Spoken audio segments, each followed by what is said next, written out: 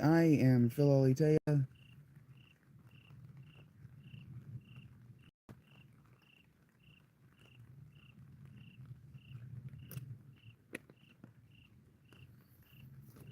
Evidently, I was parched. I know I haven't had enough water today. It's been raining all day, so I've been here in the tent literally all day. Um, it will be 24 hours here in a moment. Not too long from now. It's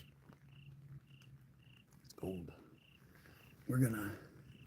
I just finished watching the Falcons piss away an opportunity to stack wins in their conference.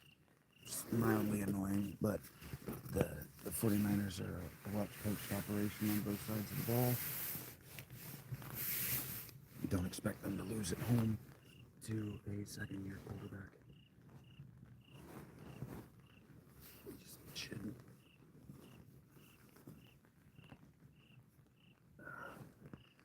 You should expect home teams to win.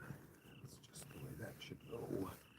I forget about that when I'm looking at the games. I forget to actually look at where the game is, but I didn't call any of the games this weekend. I barely watched any. The Bengals won on Thursday. I said this earlier today. Bengals won on Thursday, and Dolphins are the worst team in football. So for me, there was very little else to watch today. So we spent the day with Robert Longshore. Not Robert Longshore. I'm surprised nobody gave me any... nobody said anything about all the different names that he was given in the works that I read today. But surprise might be the wrong word.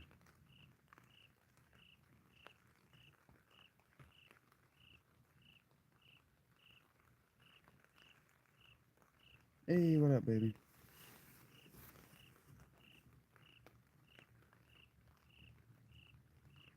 Okay, chapter 17 is another long chapter. So we're probably just going to get right at it. I'm reading from... Oh, I've kind of forgot his name. Edward Bulwer Lytton's The Coming Age. We're going to pick right back up at 17, chapter 17, here in a moment.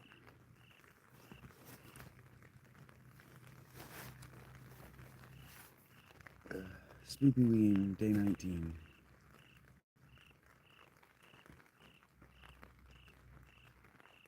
For sure. I've been fine. It's been raining all day.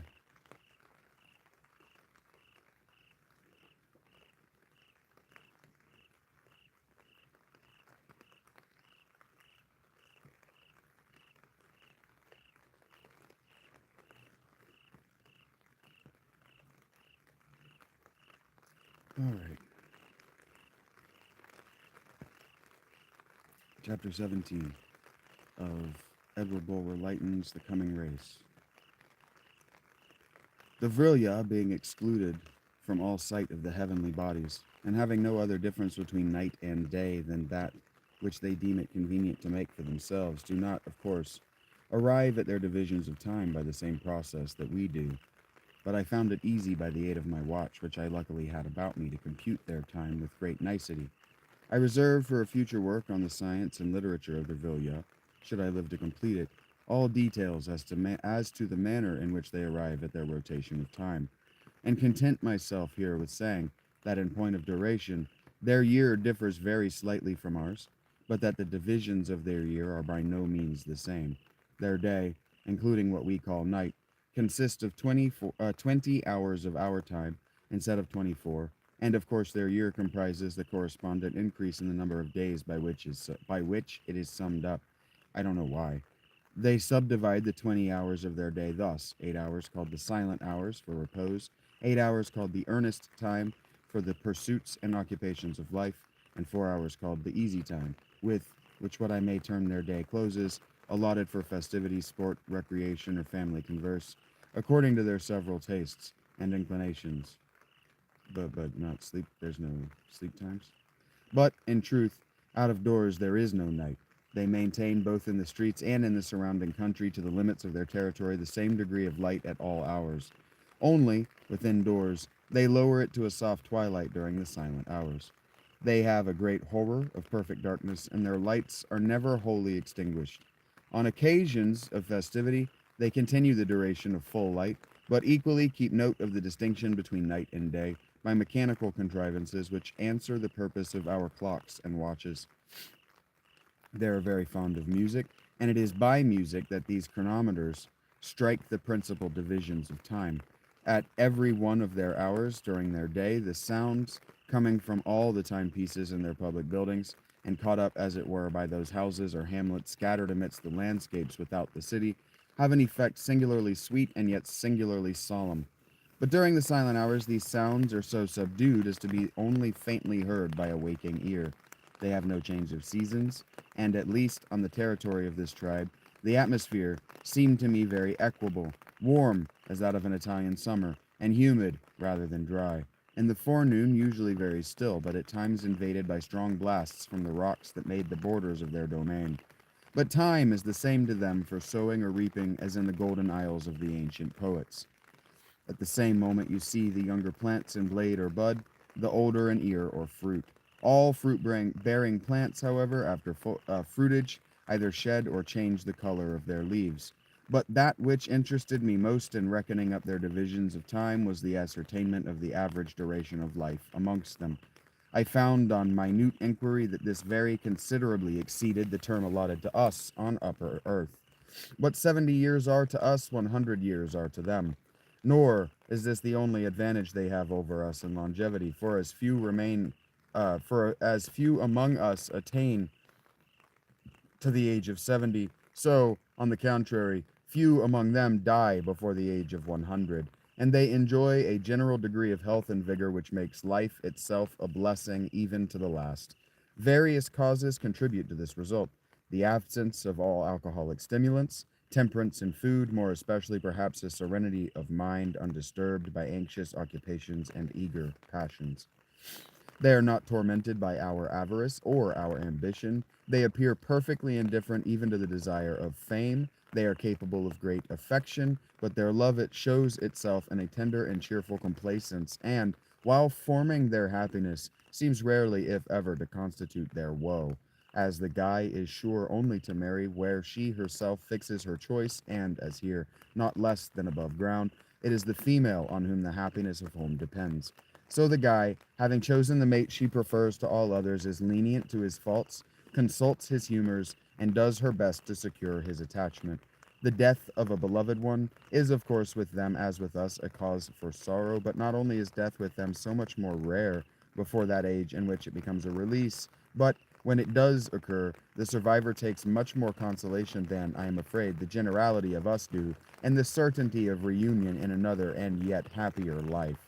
All these causes then concur to their healthful and enjoyable longevity, though, no doubt, much also must be owing to hereditary organization. According to their records, however, in those earlier stages of their society, when they lived in communities resembling ours, agitated by fierce competition, their lives were considerably shorter, and their maladies more numerous and grave. They themselves say that the duration of life, too, has increased and is still on the increase since their discovery of the invigorating and medicinal properties of vril, applied for remedial purposes.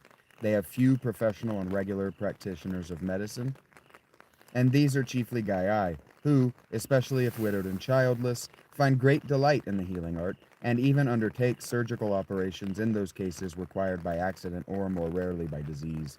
They have their diversions and entertainments, and during the easy time of their day, they are wont to assemble in great numbers for those winged sports in the air which I have already described.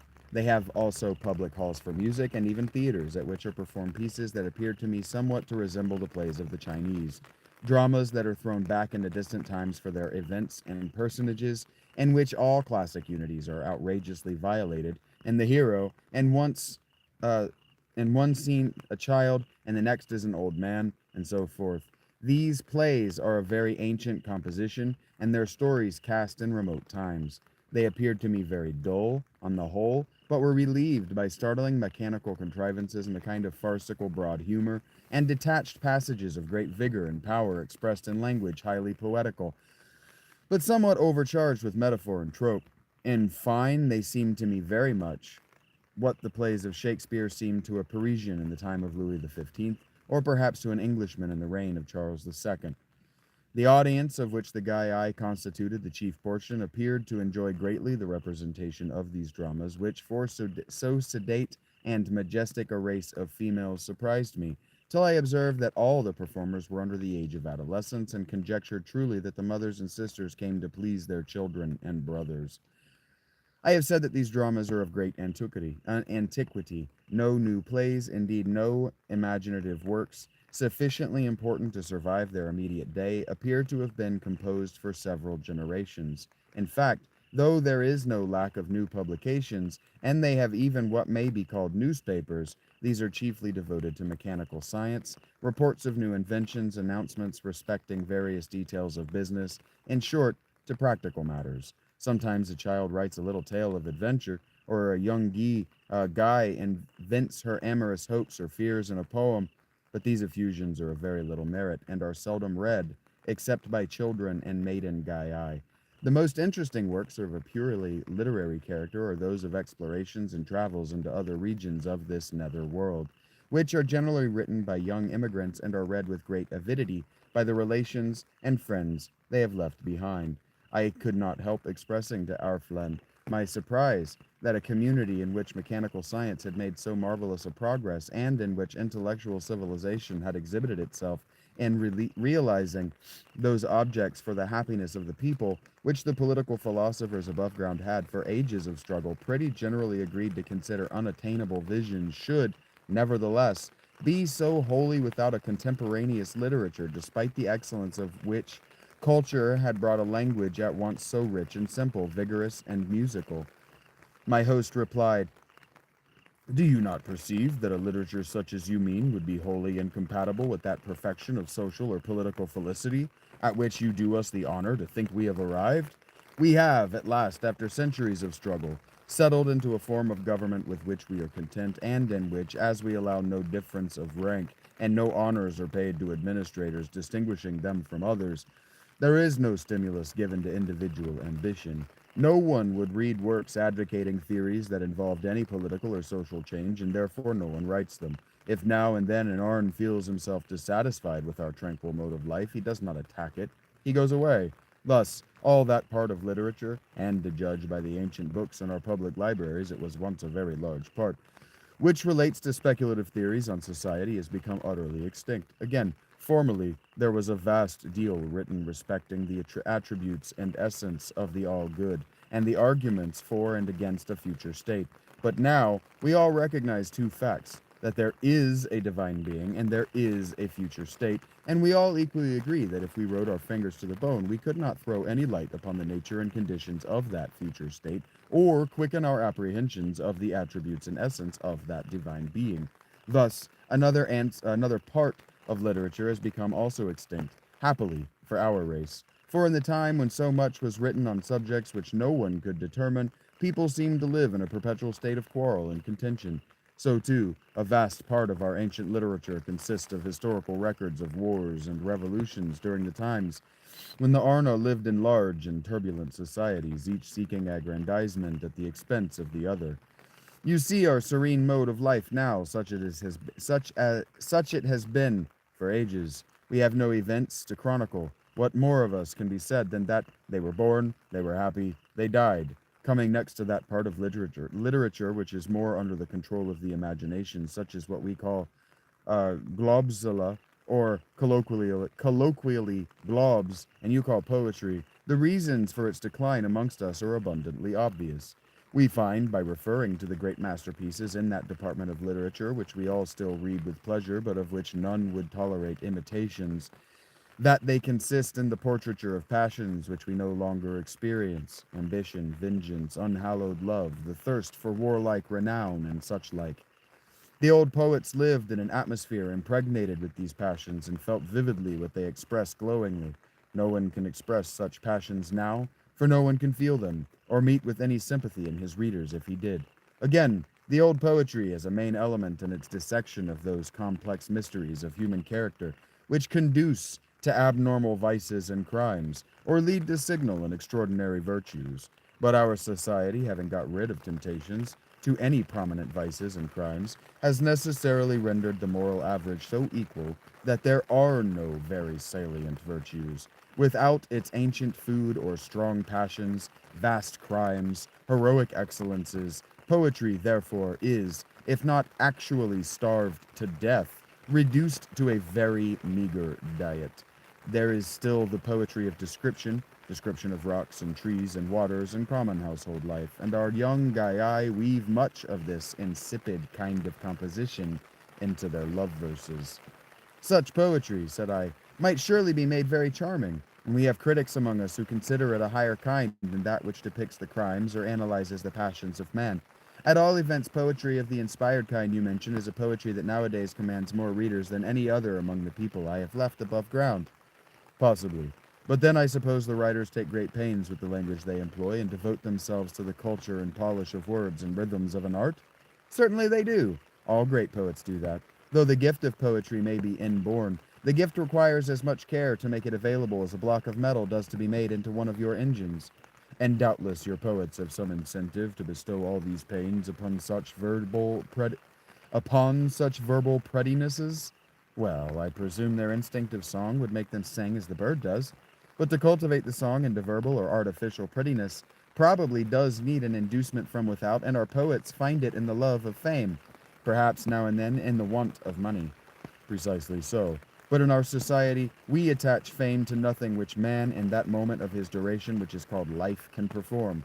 We should soon lose that equality, which constitutes the felicitous essence of our commonwealth, if we selected any individual for preeminent praise. Preeminent praise would confer preeminent power, and the moment it were given, evil passions, now dormant, would awake. Other men would immediately covet praise. Then would arise envy, and with envy, hate, and with hate, calumny and persecution. Our history tells us that most of the poets and most of the writers who, in the old time, were favored with the greatest praise, were also assailed by the greatest vituperation, and even, on the whole, rendered very unhappy, partly by the tax of jealous rivals, partly by the diseased mental constitution which an acquired sensitiveness to praise and to blame tends to engender. As for the stimulus of want, in the first place, no man in our community knows the goad of poverty, and second, if he did, almost every occupation would be more lucrative than writing. Our public libraries contain all the books of the past which time has preserved. Those books, for the reasons above stated, are infinitely better than any can write nowadays, and they are open to all to read without cost. We are not such fools as to pay for reading inferior books when we can read superior books for nothing. With us, novelty has an attraction, and a new book, if bad, is read when an old book, though good, is neglected.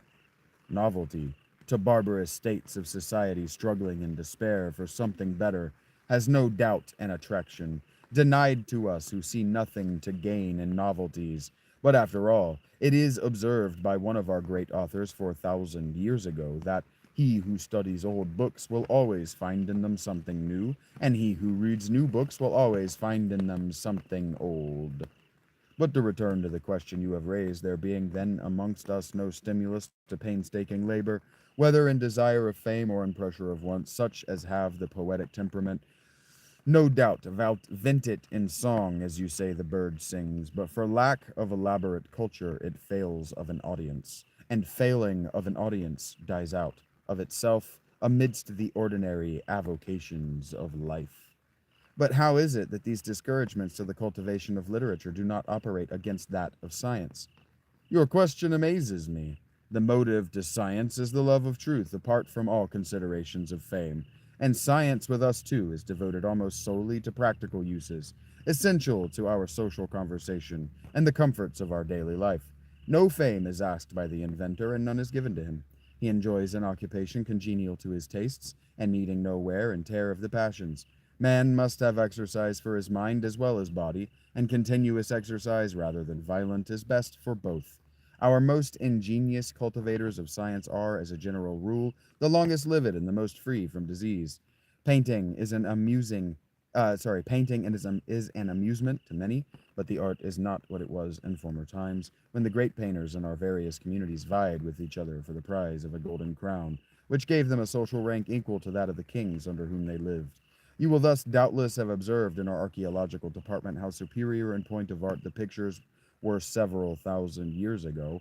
Perhaps it is because music is in reality more allied to science than it is to poetry that, of all the pleasurable arts, music is that which flourishes the most among us. Still, even in music, the absence of stimulus and praise or fame has served to prevent any great superiority of one individual over another, and we rather excel in choral music with the aid of our vast mechanical instruments, in which we make great use of the agency of water, than in single performers.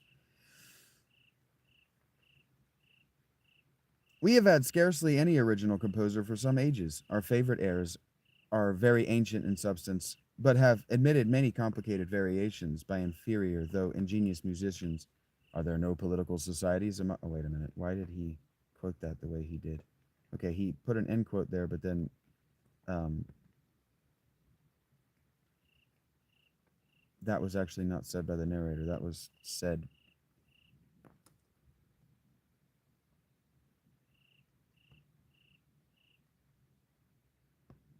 Yeah, that was said by the Arna. And then the narrator says, are there no political societies among the Arna which are animated by those passions, subjected to those crimes, and admitting those disparities in condition, in intellect, and in morality, which the state of your tribe, or indeed the Vilya generally, has left behind in its progression to perfection? If so, among such societies, perhaps poetry and her sister art still continue to be honored and to improve. To which the Arna says, there are such societies in remote regions, but we do not admit them within the pale of civilized communities. We scarcely even give them the name of Arna, and certainly not that of Vrilya. They are savages, living chiefly in that low stage of being, Kumpash, tending necessarily to its own hideous dissolution and Gleknaz. Their wretched existence is passed in perpetual contest and perpetual change. When they do not fight with their neighbors, they fight amongst themselves. They are divided into sections which abuse, plunder, and sometimes murder each other, and on the most frivolous points of difference that would be unintelligible to us if we had not read history, and seen that we too have passed through the same early stage of ignorance and barbarism. Any trifle is sufficient to set them together by the ears. They pretend to all be equals, and the more they have struggled to be so by removing old distinctions and starting afresh, the more glaring and intolerable the disparity becomes, because nothing in hereditary affections and associations is left to soften the one naked distinction between the many who have nothing and the few who have much. Of course, the many hate the few, but without the few they could not live. The many are always assailing the few. Sometimes they exterminate the few, but as soon as they have done so, a new few starts out of the many and is harder to deal with than the old few. For where societies are large and competition to have something is the predominant fever, there must be always many losers and few gainers. In short, they are savages groping their way in the dark towards some gleam of light, and would demand our commiseration for their infirmities, if, like all savages, they did not provoke their own destruction by their arrogance and cruelty. Can you imagine that creatures of this kind, armed only with such miserable weapons as you may see in our Museum of Antiquities, clumsy iron tubes charged with saltpeter, have more than once threatened with destruction a tribe of the Vrilya, which dwells nearest to them, because they say they have 30 millions of population, and that tribe may have 50,000. If the latter do not accept their notions of soksek, money getting, on some trading principles which they have the impudence to call a law of civilization, but 30 million of population are formidable odds against 50,000. My host stared at me astonished. Stranger, said he, you could not have heard me say that this threatened tribe belongs to the Vrilya, and it only waits for these savages to declare war, in order to commission some half a dozen small children to sweep away their whole population. At these words, I felt a thrill of horror, recognizing much more affinity with the savages than I did with the Vrilya, and remembering all I had said in praise of the glorious American institutions which Arf Lin stigmatized as Kumpash. Recovering my self possession, I asked if there were modes to transit by which I could safely visit this temerarious and remote people. You can travel with safety by vril agency, either along the ground or amid the air, throughout all the range of the communities with which we are allied and akin. But I cannot vouch for your safety in barbarous nations governed by different laws from ours, nations indeed so benighted that there are among them large numbers who actively live by stealing from each other, and one could not with safety in the silent hours even leave the doors of one's own house open. Here our conversation was interrupted by the entrance of Tai, who, coming to inform us that he, having been deputed to discover and destroy the enormous reptile which I had seen on my first arrival, had been on the watch for it ever since his visit to me, and had begun to suspect that my eyes had deceived me, or that the creature had made its way through the cavities within the rocks to the wild regions in which dwelt its kindred race, when it gave evidences of its whereabouts by a great devastation of the herbage bordering one of the lakes. And, said Tari, I feel sure that within that lake it is now hiding. So, turning to me, I thought it might amuse you to accompany me to see the way we destroy such unpleasant visitors. As I looked at the face of the young child and called to mind, oh, I guess he sounds more like, and I feel sure that within that lake it is now hiding. So, I thought it might amuse you to accompany me to see the way we destroy such unpleasant visitors. As I looked at the face of the young child and called to mind the enormous size of the creature he proposed to exterminate, I felt myself shudder with fear for him, and perhaps fear for myself, if I accompanied him in such a chase. But my curiosity to witness the destructive effects of the broasted vril, and my unwillingness to lower myself in the eyes of an infant by betraying apprehensions of personal safety, prevailed over my first impulse. Accordingly, I thanked Tari for his courteous consideration for my amusement, and professed my willingness to set out with him on so diverting an enterprise.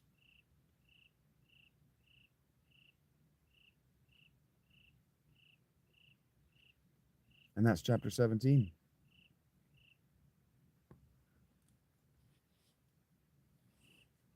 Do we have any questions, any comments? Did we notice anything silly? You notice how this is a first draft? The inconsistencies. I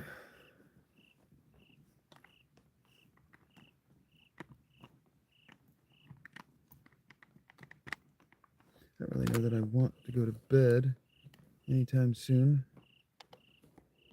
but I'm also nearly out of battery. So, no more laptop. Philalite means lover of truth.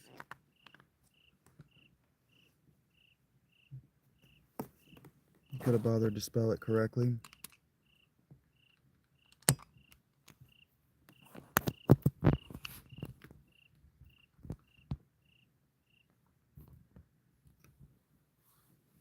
I know it's your bad. It wasn't my bad.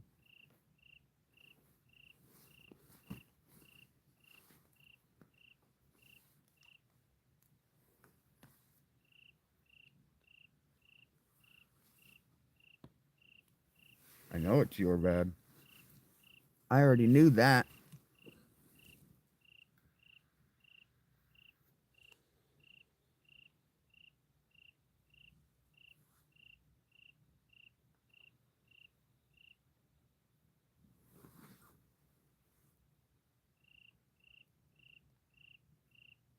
Anyway, have a good one.